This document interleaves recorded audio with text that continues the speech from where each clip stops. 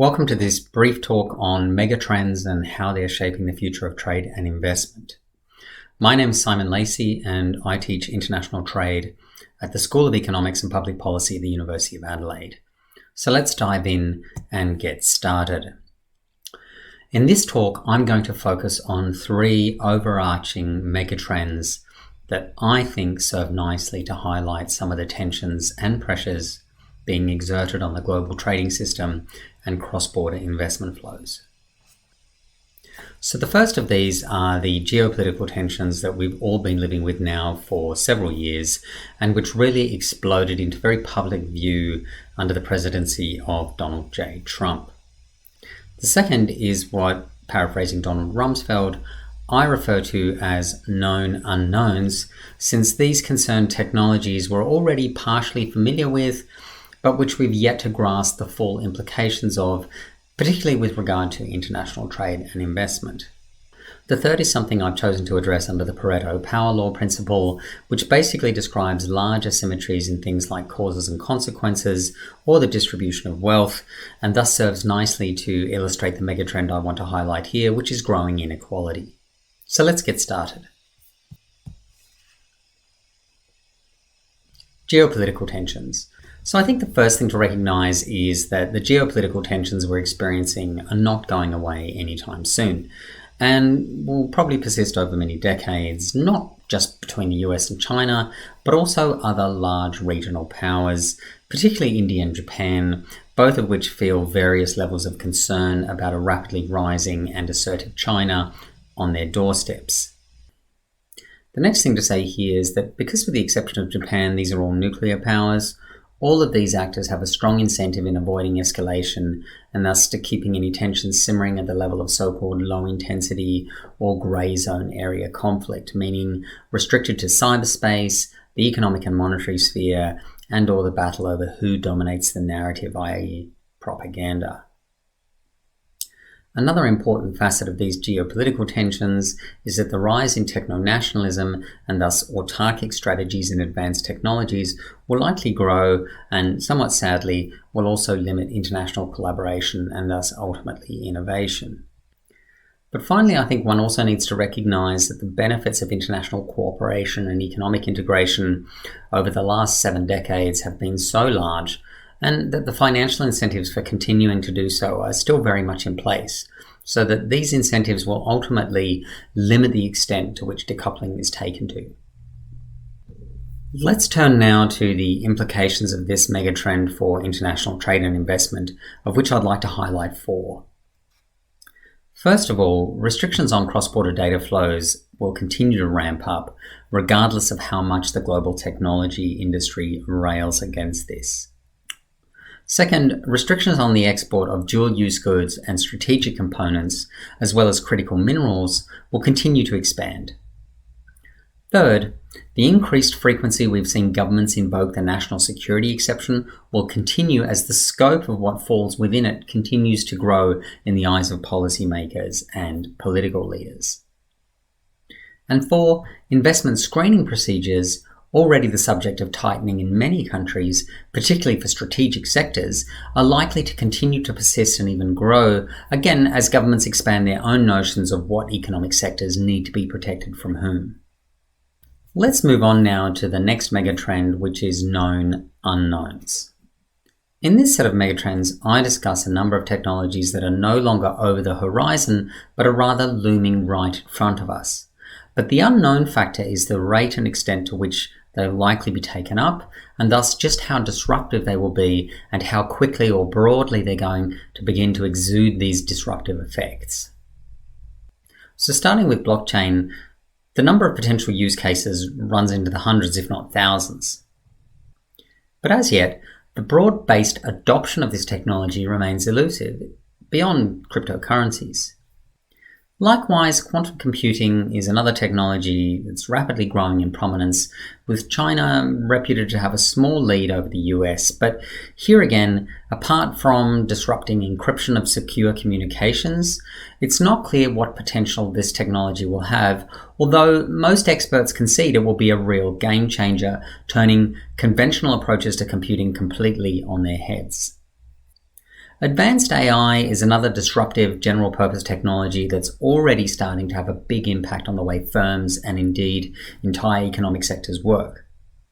But again, the full extent of how disruptive this technology will ultimately be is still a matter of conjecture and speculation by many experts. The only thing these experts agree on is that the disruption caused by AI is likely to be massive.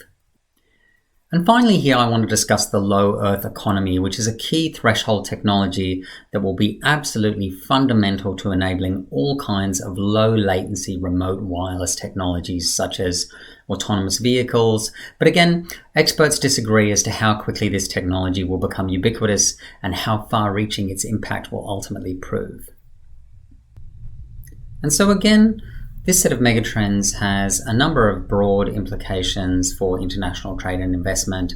The first of which is that the real world of technological advancement and progress will continue to stay well ahead of the ability of lawmakers and international policymakers to draft and agree on trade and investment rules, constraining how governments may intervene in economic sectors underpinned by these technologies. The real world is always going to be 2 or 3 steps ahead of regulation, let alone international rulemaking. The second implication is that strategic competition and governments' ambitions will limit the degree to which they're willing to cooperate and integrate, particularly where doing so involves ceding any degree of regulatory autonomy or policy sovereignty in these areas. The big players here want to be rule makers and not rule takers. And because of this, the third implication of this megatrend is that the more countries compete with one another for dominance in these new technologies, the actual potential of which is still poorly understood, the more this is going to create a kind of negative feedback loop whereby any suspicions these countries harbour against one another will only increase over time, thereby further exacerbating the risk of armed conflict. And because of this, firms competing in these spaces will need to be big enough and resource endowed enough to manage the massive regulatory risks that will come with operating in technology-intensive sectors. This, to a certain extent, is good news for the big technology firms. But it's bad news for the little guys, and bad news for any notion that the digital economy and technology more generally can be some kind of great equalizer or would otherwise be instrumental in somehow leveling the playing field. In fact, the truth is quite the opposite, which leads me to my next megatrend, which is the Pareto power law principle. This megatrend is well documented and has been studied and discussed by many experts. Pareto was actually an Italian civil engineer, sociologist, economist, political scientist, and philosopher who made the observation that 80% of the land in Italy at the time, this was the late 1800s, belonged to only 20% of the people. And in fact, this ratio has held true across many other fields of study. Here, the broader point is the growing severity of income inequality that has long been a feature of developing countries, but is starting to beset many advanced industrialized countries as well. In the technology space, we can clearly see the emergence of a sort of winner-take-all dynamic, where the vast majority of the value created in the digital economy is captured by a small number of big platforms. But also in terms of the ultimate results of globalization, there are glaring problems because of the inherently distributive nature of the gains from closer economic integration, with winners and losers suffering vastly different outcomes, and the inertia that prevents losers from being able to quickly adapt to the new competitive environment and start becoming winners themselves. This is the way that textbooks describe economic adjustment to trade liberalization, but real life offers a much more stark reality. And thus the so-called losers from globalization quite rightly feel disenfranchised economically and have started to shout the loudest in movements like the Tea Party, Occupy Wall Street, and in big political events like Brexit and the Trump presidency. And all of this creates a broad-based backlash that makes it harder for political leaders to forge ahead with close economic integration, even if the rationale for doing so hasn't actually changed. It still makes good economic sense to do so, but electorates are less willing to concede this point today than they have been perhaps at any time in recent history. Let's turn now to the implications of this megatrend for international trade and investment.